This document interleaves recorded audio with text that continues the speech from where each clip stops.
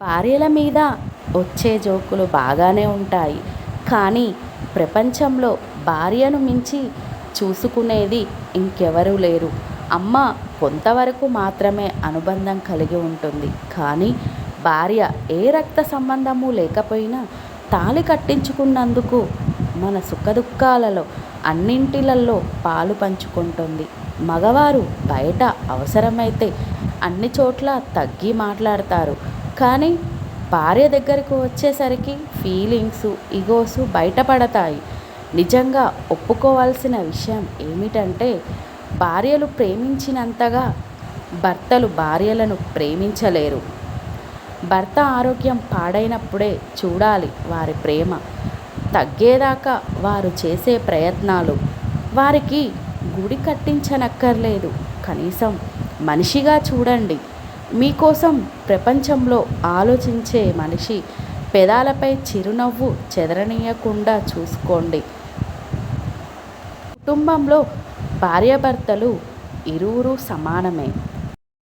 పెళ్ళి అయ్యాక అన్నీ నీ భర్తే అని మెట్టినింటికి పంపేస్తారు. మెట్టినింట్లో సమస్య వస్తే భర్త నీ పుట్టింటికి వెళ్ళిపో అంటాడు. పుట్టినిల్లు తనది కాదు, మెట్టినిల్లు తనది కాదు. మరి ఆడపిల్ల ఎక్కడి పిల్ల? కోల్పోయిన వాటి గురించే ఆలోచిస్తూ కూర్చుంటే ఉన్న వాటిని కూడా కోల్పోవాల్సి వస్తుంది. కొమ్మ నుండి రాలిపోయిన పువ్వులు తిరిగి అంటుకోకపోవచ్చు, కానీ ఆ కొమ్మ బలంగా ఉంటే మళ్ళీ పూయొచ్చు కదా.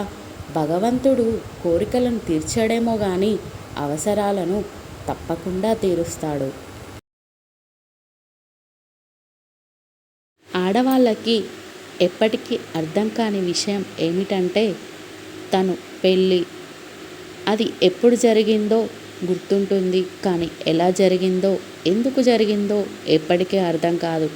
ఎందుకంటే పుస్తకాలు చదివే వయసులో పెళ్లి చేసేస్తారు, కలలు కనే వయసులో పిల్లల్ని కనేస్తారు.